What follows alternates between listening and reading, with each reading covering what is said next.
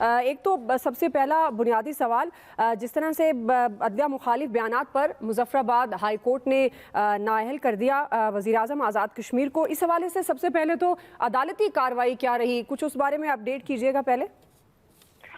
جی بہت شکریہ۔ آزاد کشمیر کی پارلیمانی تاریخ میں پہلی مرتبہ کسی وزیر اعظم کو توہین عدالت کے کیس میں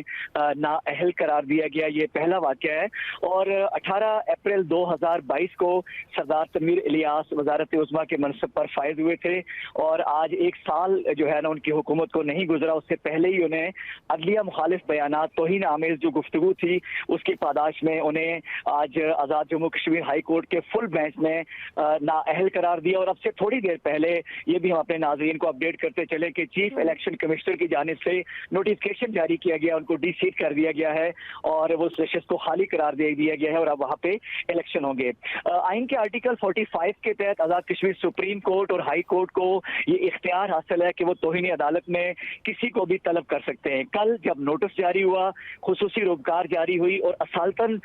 سردار تنویر الیاس جو اس وقت وزیر اعظم وقت تھے ان کو طلب کیا گیا، اور آج جب وہ عدالت میں پیش ہوئے 10:30 بجے کا وقت تھا، اور وہ اپنی مزاج کے مطابق تاخیر سے آئے، جس پہ جو فل بینچ تھا انہوں نے کافی برہمی کا اظہار کیا، ان کو مزید مہلت ملی۔ 11:30 بجے جب وہ عدالت میں پہنچے اور ان کے سامنے وہ تمام اخباری تراشے رکھے گئے، اور وہ ویڈیو فوٹیجز جس میں وہ عدلیہ کے متعلق نامناسب کلمات مجھے یہاں پہ دہرانا نہیں چاہتا، وہ انہوں نے کہا کہ کیا یہ ویڈیو میں آپ ہی ہیں؟ انہوں نے کہا جی میں ہی ہوں۔ اور پھر یہ پوچھا گیا کہ کیا یہ جو گفتگو کر رہے ہیں یہ آپ ہی کر رہے ہیں؟ انہوں نے کمال جرات کا مظاہرہ کرتے ہوئے کہا میں ہی کر رہا ہوں۔ تو اس پہ چیف جسٹس نے ان سے اگلا سوال پوچھا کہ کیا آپ کو علم ہے کہ عدالتی کھلواڑ یا اس طرح کی گفتگو توہین عدالت کے زمرے میں آتی ہے؟ تو انہوں نے کہا اسی لیے میں آپ سے معافی مانگ رہا ہوں۔ 3-4 سوال اور کیے چیف جسٹس اور باقی ججز صاحبان نے، لیکن وہ کسی کا تسلی بخش جواب نہیں دے سکے، اور انہوں نے اعتراف کیا کہ سارے کا سارا عمل میں نے ہی کیا ہے، یعنی کہ میں نے ہی یہ ساری اسٹیٹمنٹ پاس کی ہے۔ اس پہ عدالت کے اندر لوگ بھی سارے حیران رہ گئے کہ یہ پرائم منسٹر ایک طرح کا اعتراف جرم کر رہے ہیں، یعنی کہ اپنی غلطی کو تسلیم کر رہے ہیں۔ جب یہ ساری گفتگو ہوئی تو اس کے بعد انہوں نے کہا کہ آپ کو 1 گھنٹے بعد آپ دوبارہ آئیں، کیونکہ اس کے بعد ان کی سپریم کورٹ پیشی تھی۔ دوبارہ جب عدالت میں ان کو طلب کیا گیا تو وہ تمام تحریری جو سوالات تھے وہ پڑھ کر ان کو بتایا گیا، اور جو جوابات انہوں نے دیے تسلیم کیا توہین عدالت کو۔ تو اس کے بعد عدالت نے کہا چونکہ آپ نے اعتراف کر لیا ہے، تسلیم کیا ہے توہین عدالت کو، تو اس لیے آپ کو ابھی کیا ان کو 2 ہفتوں کی مہلت دے دی گئی ہے؟ کیا اس بارے میں بھی اپڈیٹ کیجیے گا؟ تو اگر 2 ہفتوں کی مہلت کے بعد کیا پھر معافی کا امکان ہے، اور اگر معافی ملتی ہے تو کیا پرائم منسٹر کے عہدے پر دوبارہ سے بحال ہو سکیں گے؟ جی بہت امپورٹنٹ کوشچن ہے۔ میں ابھی چونکہ ہائی کورٹ کی بات کر رہا تھا کہ ہائی کورٹ نے کیا ان کو نااہل قرار دیا، تو اس کے بعد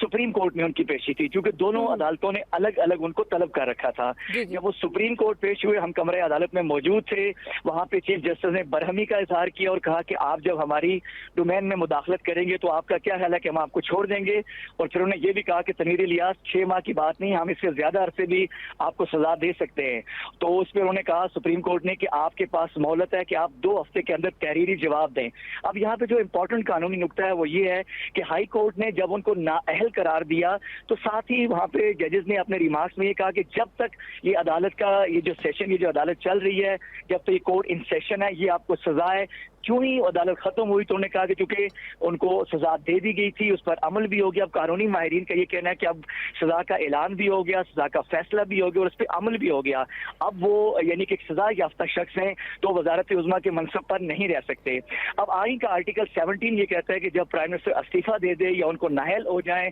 یا پرائم منسٹر کی ڈیتھ ہو جائے تو اس کے بعد صدر ریاست نئے جو ہے وہ جو سینئر موسٹ وزیر ہے اس کو عارضی مدت کے لیے جو ہے وزارت عظمیٰ کی ذمہ داریاں سر انجام دے گا، اور اس کے بعد نئے وزیر اعظم کے انتخاب تک وہ اپنی ذمہ داریاں سر انجام دیں گے۔ جی صحیح ہے جی میں اسی طرف آ رہی ہوں۔ جیسے آپ عدالتی پروسیڈنگز تو بتا رہے تھے، اب تھوڑا سا پولیٹیکلی آصف رضا میر ظاہر ہے آپ وہاں پر رپورٹنگ کرتے ہیں، بڑی نظر ہے، کس کا نام آ سکتا ہے اس میں؟ اور دوسرا کیا سیاسی منظرنامہ بننے جا رہا ہے، اور حکومتی تبدیلی کے کتنے امکان ہیں، اور کس کا کرا کس کا نکل سکتا ہے؟ اوورآل اگر ہم صورتحال پولیٹیکلی پوچھیں کشمیر کی سیاست کی تو کیا ہو سکتی ہے؟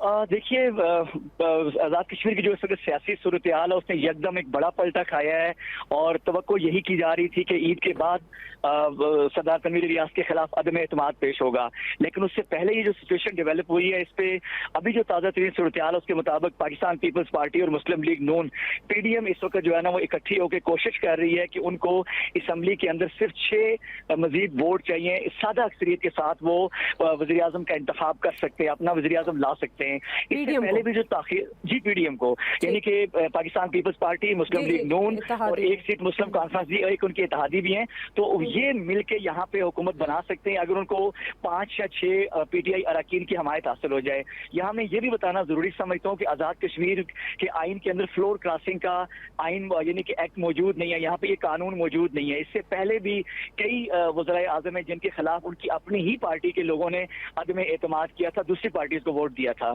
तो इसलिए यहाँ पे ये कदगन भी नहीं है कि पीटीआई किसी दूसरी जमात को वोट नहीं दे सकता, क्योंकि ये पीटीआई के अंदर भी धड़ेबंदी है। स्पीकर का अपना ग्रुप है, प्राइम मिनिस्टर जो साबिक है उनका अपना ग्रुप था, इसी तरह एक और बागी ग्रुप भी है जो वज़ीर आज़म के रवैये से, उनकी जो गैर जिम्मेदाराना तर्ज अमल बकौल उनके उससे नाला थे। तो अब ये अपोजिशन के लिए एक बड़ा सुनहरा मौका है कि वो अच्छी गेम खेले, लेकिन अपोजिशन के साथ सबसे बड़ा मसला ये है जो हमने महसूस किया है कि वहाँ पे वजारत उज़्मा के उम्मीदवार ज्यादा हैं, एक से ज़ायद उम्मीदवार होने की वजह से अभी तक अदम एतमाद पेश नहीं हो सका। और आज़ाद कश्मीर की तारीख में पहली मरतबा गुज़श्ता 5 माह से असम्बली का इजलास जारी है। ये बड़ी हैरान कुन बात आपने सुनी होगी जो बात मैं कह रहा हूँ कि 5 माह से सेशन चल रहा है और उसकी वजह ये है कि हुकूमत एक आर्डिनेंस लाना चाह रही थी फ्लोर क्रॉसिंग के हवाले से। अपोजिशन की और पीटीआई के बाद लोगों की ख्वाहिश है कि ये आर्डिनेंस आने से पहले सरदार तनवीर इलियास के खिलाफ अदम एतमाद आ जाता। अब परसों चूंकि इजलास मुलतवी हुआ है तो परसों इजलास जारी है, 14 रोज के अंदर भी हो सकता है और 2 रोज के अंदर भी,